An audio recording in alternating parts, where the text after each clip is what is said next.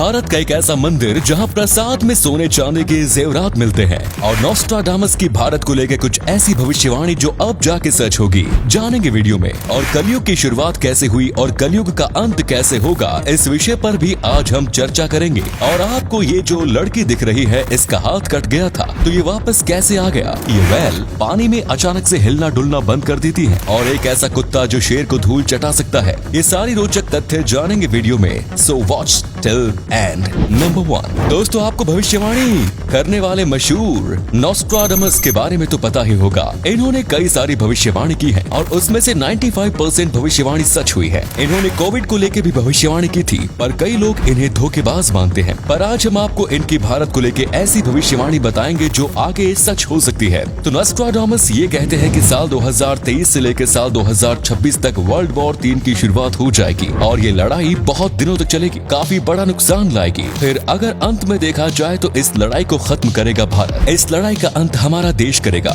इन्होंने किसी देश का नाम नहीं लिया है। इन्होंने कहा कि ये लड़ाई वो देश खत्म करेगा जो 3 ओर से समुद्र से घिरा होगा, जैसे कि हमारा देश भारत। और इन्होंने कहा था कि ये लड़ाई भारत के आसपास का देश ही शुरू करेगा जो दुनिया पे कब्जा करना चाहेगा। तो ये चीज पूरा चीन की ओर इशारा करती है और उसके बाद इस दुनिया पे राज वो ही करेगा जो इस लड़ाई को खत्म करेगा, यानी कि दुनिया पे राज करने वाला भारत से ही जन्म लेगा। ये सब भविष्यवाणी इन्होंने की थी और ये भी कहा कि 2021 में एक बीमारी चलेगी और दूसरी समस्या आएगी। इस साल में ऐसा भूकंप भी आएगा जो दुनिया हिला देगा और पानी की सतह से ऊपर आएगा, जैसा कि हो रहा है क्लाइमेट चेंज के लिए। ऐसी कई सारी भविष्यवाणी इन्होंने की है और ये पूरा इशारा करती है कि अंत में भारत सारी समस्या को हल करेगा और भारत इस लड़ाई को खत्म करेगा। पर जो दुनिया को राज करेगा वो पहले अच्छा होगा और फिर सबको भावित करने वाला काम करेगा। अब इसमें कितनी सच्चाई है और भावित करने वाला काम क्या होगा ये कोई नहीं जानता। आपको क्या लगता है, क्या ये सच होगी? अपनी राय नीचे कमेंट्स में जरूर बताएं। हम तो बस यही दुआ करते हैं कि हम दुनिया वाले आपस में प्यार, अमन और शांति से रहें।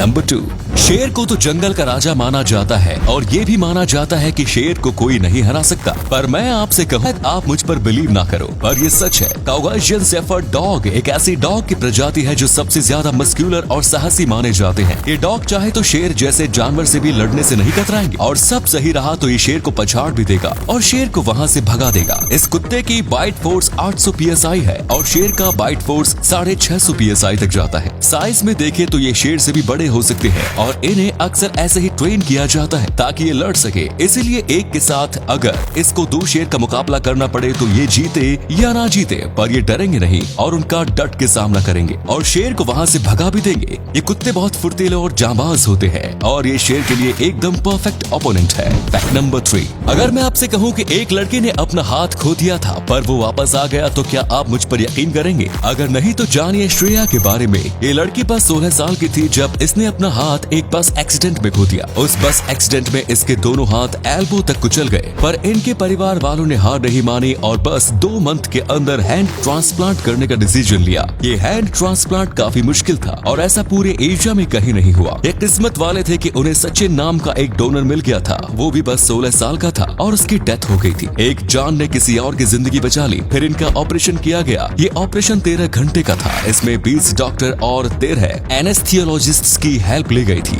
और ये एक सक्सेसफुल ऑपरेशन था और श्रेया पूरे एशिया की सबसे पहली इंटरजेंडर हैंड ट्रांसप्लांट की सक्सेसफुल पेशेंट बनी। इनके और इनके फैमिली के जिगर के लिए सैल्यूट है। आज ये ऑलमोस्ट सारे काम करती है जो ये पहले कर सकती थी। नंबर 4, दोस्तों एक ऐसा भी मंदिर है जहां आपको प्रसाद के बदले सोना और चांदी दिया जाता है। ये मंदिर स्थित है रतलाम में। नहीं, ये मत सोचना कि वहां जाके प्रसाद लेके आ जाता हूँ। वो मंदिर लालच के लिए नहीं बल्कि भक्ति के लिए है। यहाँ जो भी जाता है वो चॉकलेट और मिठाई की जगह पैसे, हीरा मोती दे के आता है। किसी पे कोई फोर्स नहीं होता, आप जितना चाहे उतना दे सकते हो। ये मंदिर कुबेर के खजाने से कम नहीं दिखता और आप जो भी चढ़ाते हो आपको 5 दिन के बाद फोन किया जाता है और आप जो कुछ भी दिए होते हैं वो आपको वापस लेके जाने को मिलता है प्रसाद के रूप में। और अगर आप नहीं चाहते कि आपको वापस मिले तो आप वहाँ दान कर सकते हो या फिर वो किसी जरूरतमंद को भेज सकते हो। लोग ये सब महालक्ष्मी माता का आशीर्वाद लेने के लिए करते हैं। भाई साहब, ऐसा मंदिर आपको सिर्फ भारत में ही देखने को मिलेगा क्योंकि भारत की बात ही निराली है। नंबर 5, हम सब जीवों के लिए आराम करना काफी आसान है क्योंकि हम जीव जो जमीन पे रहते हैं वो थक जाने पे सो जाते हैं, पर ये हम पानी के अंदर रहने वाले जीव के बारे में नहीं कह सकते क्योंकि उनके लिए सोना काफी मुश्किल है। जैसे कि कुछ रिसर्चर्स पानी में स्पर्म वेल के बारे में रिसर्च कर रहे थे और उनकी वीडियो निकाल रहे थे और तब तभी उन्होंने देखा कि ये व्हेल पानी में अचानक से हिलना डुलना बंद कर देती है। उन्हें पहले तो कुछ समझ में नहीं आया,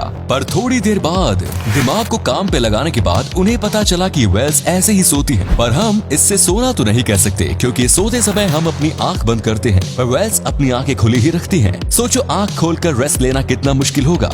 बस यही नहीं, हम इंसान दिन का 30% हिस्सा सो के निकाल देते हैं। उसके दूसरी ओर व्हेल्स दिन में बस 7% हिस्से में ही सोती हैं, वो भी आंख खोलकर। और अगर ये आपको कम लगता है तो सोते वक्त इन्हें अपनी ब्रीदिंग भी चेक करनी पड़ती है। जैसे हम नींद लेते समय ऑटोमेटिकली सांस लेते हैं, पर इन्हें अपने आधे दिमाग को जगा के कंटिन्यूअसली सांस लेने पे फोकस करना पड़ता है। पता नहीं इतना बड़ा शरीर होने के बाद भी ये इतने कम आराम में कैसे जी लेती है। नंबर 6, आपको ये तो पता ही होगा कि अभी कलयुग चल रहा है, पर दोस्तों कलयुग जो है उसका अंत कैसे होगा और कलयुग की शुरुआत कैसे हुई थी, क्या आप ये बात जानते हैं? अगर नहीं तो आज हम आपको बताएंगे। कलयुग जो है उसकी शुरुआत तब हुई थी जब महाभारत खत्म हो गई, और महाभारत खत्म होने के बाद जब सारे पांडव स्वर्ग में चले गए तो फिर आया था राजा परीक्षित, और इनके आने के बाद ही कलयुग की शुरुआत हुई। और अभी हम कलयुग में हैं, और ईर्ष्या, लस्ट, गुस्सा, बीमारियां, कामना, ऐसी सब चीजें ही कलयुग में रहेंगी। सब पैसे के पीछे भागेंगे, लड़कियां बस पैसे के बारे में सोचेंगी, लड़के बस कामना के बारे में। जैसा अब धीरे धीरे हो रहा है, प्यार, अफेक्शन जैसी चीजें पूरी खत्म हो जाएंगी। इंसान जो देखेगा वो बोलेगा नहीं, और जो बोलेगा वो करेगा नहीं। सब झूठ के पीछे चले जाएंगे, और ये होना तय है। और इंसानों का अंत इंसान ही करेंगे, और फिर सत्य युग आएगा, और फिर सर्किल चलता रहेगा ये। तो दोस्तों आज का वीडियो